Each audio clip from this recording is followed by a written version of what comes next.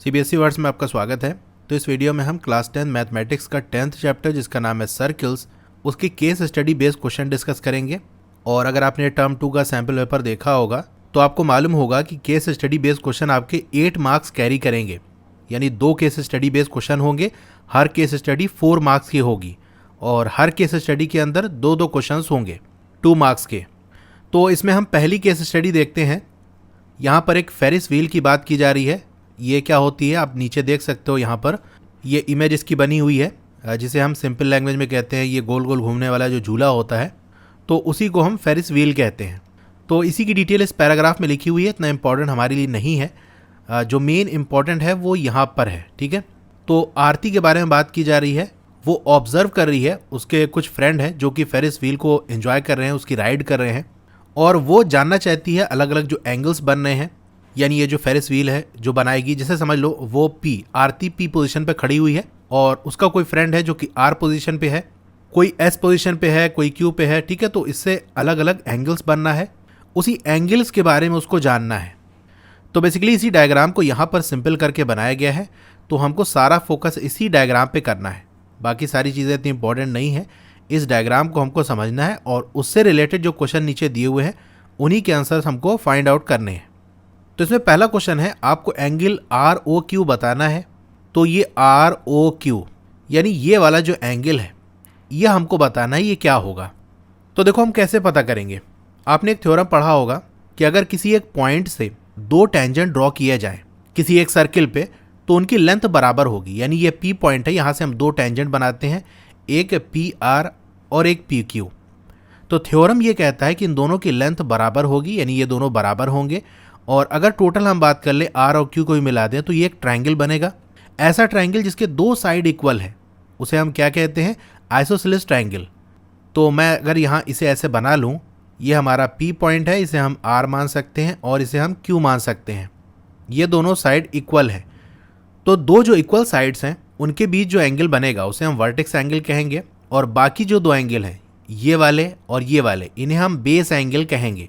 और जो base angles होते हैं वो इक्वल होते हैं। जैसे मान लो ये थीटा है तो ये भी हमारा थीटा होगा।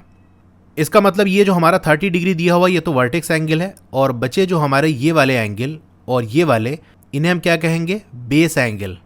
और ये दोनों इक्वल होंगे। जैसे हम इसको थीटा मान लें तो ये भी थीटा होगा। और ट्रायंगल के इंटीरियर एंगल का सम कितना होता है, 180 होता है। यानी थीटा प्लस 30 अगर हम करें तो ये हमारा होगा 180। ये 30 इधर जाके माइनस हो जाएगा तो 150 बचेगा, इधर ऐड कर देंगे तो 2 थीटा इक्वल्स 150 हो जाएगा। यहाँ से थीटा की जो वैल्यू होगी वो कितनी हो जाएगी, 75। यानी ये जो एंगल्स हमारे हैं वो कितने हैं, 75 डिग्री, और ये भी हमारा 75 डिग्री है। ये हमको पता चल गया। अब यहाँ पर एक और थ्योरम आपको समझना है, वो ये कि मान लो एक सर्किल है, वहाँ से कोई टेंजेंट ड्रॉ किया हमने, ठीक है। और सेंटर से हमने जिस पॉइंट पे ये टेंजेंट बनना है वहाँ से हमने सेंटर को मिला दिया, तो ये क्या हो गया, रेडियस हो गया। तो ये जो हमारा रेडियस है और ये जो हमारा टेंजेंट है, इसके बीच जो एंगल होगा वो 90 डिग्री का होगा। तो ये चीज़ मैं अगर यहाँ से हटा दूँ तो ये जो हमारा ओ आर है ये क्या है, रेडियस है, और आर वाले पॉइंट पे ये टेंजेंट आके मिल रहा है। यानी ये जो एंगल होगा टोटल वो कितना होगा, 90 डिग्री होगा। तो यहाँ पर मैं अगर और क्लियर डायग्राम बनाऊँ, जितना हमारे काम का है वही चीज़ अगर ड्रॉ करूँ, तो ये हमारा ओ हो गया, ये हमारा आर हो गया, और ये हमारा पी हो गया, और यहाँ से आके ये हमारा क्यू पॉइंट हो गया।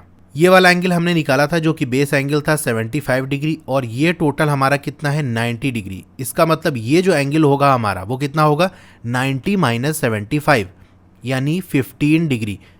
तो हम ये कह सकते हैं, ये सारी चीज़ें हटा दें, हमारे काम का क्या है, ये जो एंगल यहाँ पर बना हुआ है वो कितना है, 15 डिग्री का। इसी तरीके से ये वाला जो एंगल है ये भी कितना होगा, 15 डिग्री होगा। तो अगर इस ट्रायंगल को मैं यहाँ बनाऊँ, ये हमारा O हो गया, ये हमारा R हो गया, और ये हमारा Q हो गया। ये एंगल हमारा कितना है, 15 डिग्री, और ये भी हमारा कितना है, 15 डिग्री। तो वही इंटीरियर एंगल का सम कितना होता है, 180। उस हिसाब से अगर हम निकालेंगे तो ये एंगल हमारा कितना होगा, 150 होगा। तो 150 प्लस 15 प्लस 15 180 हो जाएगा। तो हमें यही पूछा था ROQ, तो उसका आंसर क्या हो जाएगा, 50 डिग्री। तो इसका C वाला ऑप्शन सही होगा। अब इसमें सेकंड वाला पार्ट है, आपको बताना है एंगल RQP, यानी ये एंगल आपको बताना है। तो ये एंगल वही बेस एंगल वाला हमने निकाला जो था 75 डिग्री, तो यही होगा। तो इसका ए ऑप्शन हमारा ये सही होगा। थर्ड वाला पार्ट है find angle R S Q. तो आर एस क्यू यानी ये वाला एंगल हमको बताना है ये कितना होगा। तो हमने ये वाला एंगल निकाला है अभी 150 डिग्री।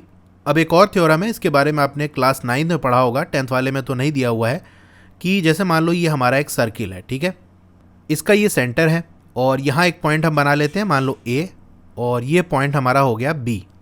तो अगर इस सेंटर से अगर हम ये मिला दें इस तरह से, तो यहाँ पर जो एंगल बनेगा, लेट सपोज अगर 2 थीटा है, तो इसी ए और बी पॉइंट से अगर किसी एक पॉइंट पे जो कि इसके सरकमफ्रेंस पे हो, मान लो यहाँ पर है, इसको अगर हम ज्वाइन कर दें तो ये जो एंगल होगा वो इसका ठीक हाफ हो जाएगा, यानी 2 थीटा का हाफ क्या होगा, थीटा हो जाएगा।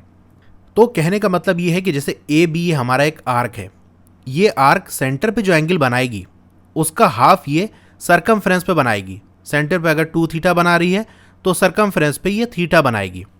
तो यही चीज़ हम यहाँ अप्लाई कर देंगे। जैसे हम बात करें ये आर और क्यू, ये एक आर्क है, सेंटर पे ये 150 बना रही है, तो सरकमफ्रेंस पे इसका ठीक हाफ बनाएगी, जो कि कितना होता है 75 डिग्री, यानी आर एस क्यू क्या हो जाएगा 75। तो इसका बी वाला ऑप्शन हमारा सही होगा। फोर्थ वाला क्या है, आपको बताना है एंगल ओ आर पी, यानी ये ओ आर पी ये एंगल बताना है। ये एंगल तो देखो हमने निकाला था, ओ आर क्या है, रेडियस है आर वाले पॉइंट पे जो कि टच कर रहा है, और पी आर हमारा क्या है, टेंजेंट है। और टेंजेंट और रेडियस के बीच में किसी सिंगल पॉइंट पे अगर टेंजेंट और रेडियस दोनों टच कर रहा है तो उसके बीच एंगल कितना बनेगा, 90 डिग्री। तो यही आंसर हो जाएगा। तो इसका ए ऑप्शन सही होगा। तो ये केस स्टडी यहाँ पर आखिर एंड हो जाती है।